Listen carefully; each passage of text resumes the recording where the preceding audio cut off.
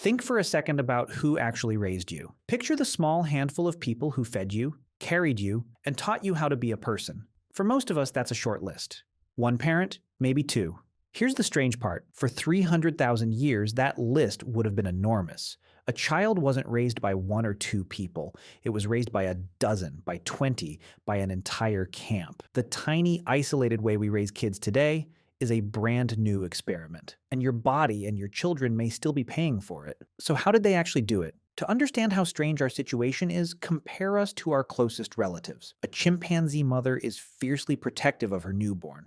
For the first several months of its life, she will not let another chimp touch it. Not its grandmother, not its aunt, not its older siblings. Nobody. The baby clings to her body day and night, and she does every single thing for it, alone, for years. That is the normal primate way, and it is the exact opposite of what humans do. From almost the moment a human baby is born, it gets passed around. Sarah Blaffer-Hrdy, an anthropologist who spent her career studying this, gave it a name. Humans are cooperative breeders. We are one of the only primates on Earth that raises its young as a group project. A human mother was never the whole world to her child. She was the center of a team. And the numbers are stunning. Anthropologists who lived with the Ife, a hunter-gatherer people in Central Africa, recorded what happens when an Ife baby is born. Within the first days of life, that newborn may be held by a dozen or more different people. And it doesn't stop there. By the time the baby is a few weeks old, it spends more than half its time being held by someone other than its mother. Other women in the camp will even breastfeed it. A hungry baby is simply fed by whichever nursing woman is closest. Picture what that actually means. A mother gives birth, and within minutes the newborn is lifted gently away. By another woman, then a grandmother, then an older child who carries it on her hip while she plays. To us, this looks like chaos, even danger. To them, it was simply how a baby was kept alive. And if that makes you uneasy, picturing a newborn handed around to a dozen near strangers, it shouldn't. Children raised by many warm caregivers don't grow up confused or insecure. They tend to grow up more secure, not less. A baby was built to attach to a whole web of people, not to hang its entire survival on a single one. And a huge share of that web was made of other children. In most traditional societies, the main daytime caregiver for a toddler isn't an adult at all. It's a 6 or 7-year-old, a child barely out of toddlerhood herself, hauling a baby on her hip all afternoon while the grown-ups work. We hand our kids to trained professionals and call it daycare. For nearly all of human history, the daycare was a slightly bigger kid. And there's a deep reason it had to work this way. A human child is the most expensive thing in the natural world. We are born helpless. We stay helpless for years, and our enormous brains burn through staggering amounts of energy the entire time. A single mother gathering her own food while pregnant or nursing simply cannot carry that cost alone. The math doesn't work. So our ancestors spread the cost.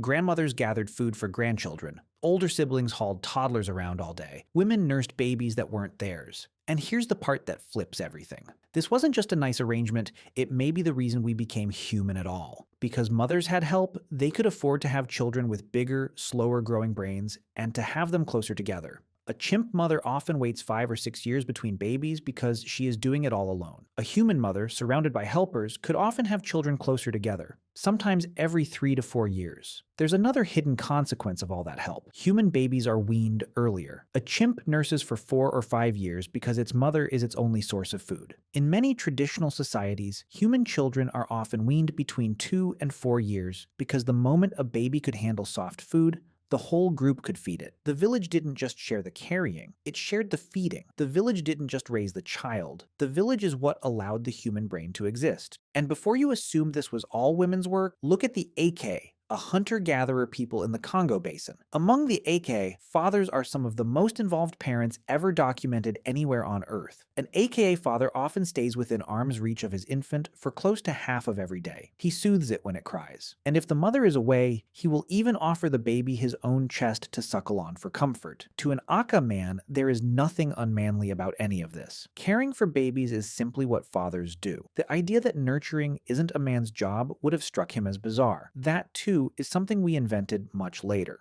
And the day-to-day care looked nothing like ours either. An ancient baby was almost never put down. It rode against a warm body nearly every hour of the day on a hip or a back, nursed the instant it fussed. Not on a schedule, but on demand, dozens of times a day. At night, it slept pressed between other bodies, never alone in a separate room. And here is something researchers find again and again. Babies kept in that kind of constant contact cry dramatically less than ours do. The lonely wail of an infant left by itself in a quiet nursery is, in a strange way, a very modern sound. But here's where it gets genuinely strange, because being raised by a crowd didn't just keep babies alive. It may have built the human mind itself. Think about a baby chimp. It only ever has to bond with one individual, its mother, and she is committed to it no matter what. A human baby was in a completely different situation. Its survival depended on getting many different people who were not all its parents to want to care for it. And Hurdy argues that this changed everything. A baby that could catch your eye, read your face, smile at the right moment, and charm a tired aunt into picking it up was a baby more likely to be fed and kept safe. Over countless generations, that pressure selected for infants who were exquisitely tuned to other people, who watched faces, who reached for connection, who needed to be seen. In other words, the very thing that makes us human, our deep, almost desperate need to understand and be understood by other people, may have been forged by a simple fact. As babies, we had to win over a whole village just to survive. Your empathy, your social radar, the way you instinctively read a room the second you walk into it. It might all trace back to a helpless infant learning to charm strangers into love. And once they survived infancy,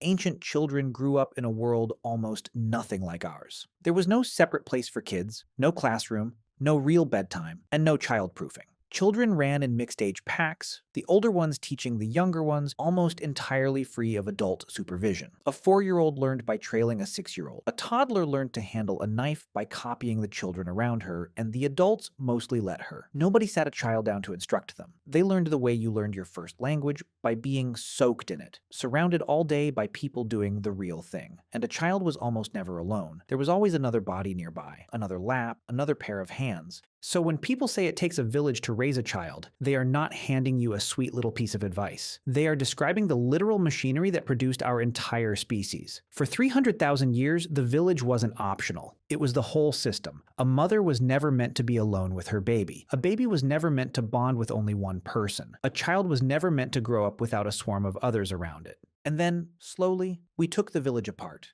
Farming tied families to plots of land. Walls went up between households. People stopped living in one shared camp and started living in separate homes.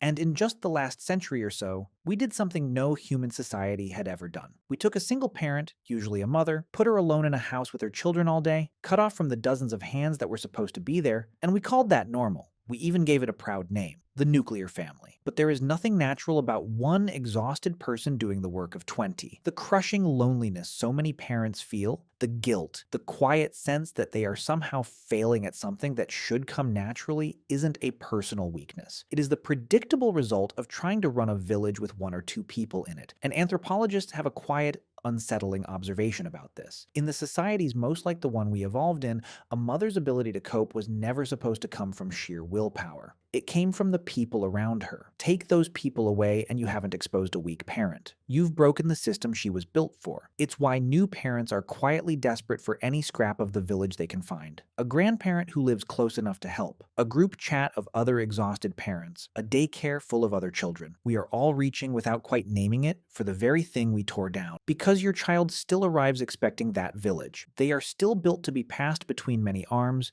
to learn from a pack of other children, to be loved by more people than you could ever be on your own. Nothing about that ancient design has changed. The only thing that changed is that we tore the village down, handed the entire weight of it to 1 or 2 people, and told them it had always been this way. It wasn't. For almost our entire existence, no parent raised a child alone. We were never supposed to. And somewhere underneath the exhaustion, every parent already knows it.